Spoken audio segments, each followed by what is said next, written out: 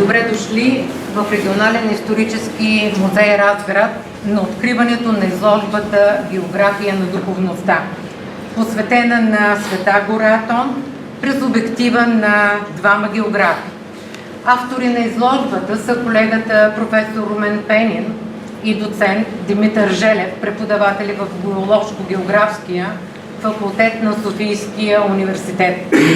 Двама мъже, които приемат при сърце идеята да посветят времето си на Света Гора Атонска и да разкажат история на времето, на вярата, на географията и на природата на Свети Атон през своите очи, със своя поглед, така че да достигне до максимален брой зрители и читатели. Колегата професор Румен Пенин оформя видяното в монография, която търпи непрекъснат тираж, а издател на изданието е вторият участник в проекта. Това е доцент Димитър Желев. Всичко видяно в монашеската република колегите са оформили, освен в книжното тяло, и в една безкрайно интересна изложба, наречена «География на духовността», която днес ще радва разградските почитатели на красивото, на духовността и на история. Февруари месец е с особено място в българската духовна история.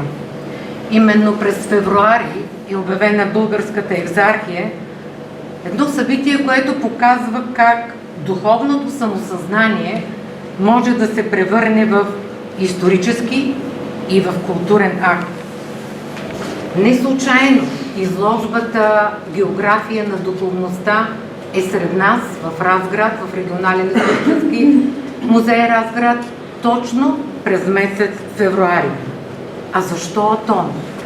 Защото Света Гора Атонска е едно от най-устойчивите духовни пространства в Европа, където векове наред се съхранява традицията, вярата и паметта, но не само като музейни експонати, а като истинско духовно преживяване.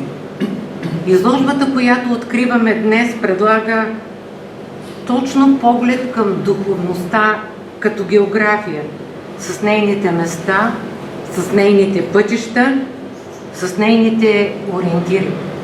Тя ни кара да мислим за Атон не само като свято място, но и като един културен, като исторически ландшафт, който оказва дълбоко влияние върху българската история. Аз искам малко от по-друг ракурс да погледна изложбата «География на духовността», но всъщност и част от историята на българската духовност, и то е една много важна част от историята на българската духовност. Както казахте, за Паисий с неговата история, славено-българска, която поставя началото на българското възраждане и самоосъзнаване като нация, като народ. Но в Зографския манастир са съхранени една голяма част от тази книжнина, която можеше да бъде безвъзвратно изгубена. И монасите в този манастир ревниво са съхранили и опазили това изключително ценно наследство. Макар и да нямаме възможност, до голяма част от тези ръкописи и книжовност да се докоснем тук, знаем и сме спокойни, че те някъде се съхраняват и опазват така, както трябва да бъде.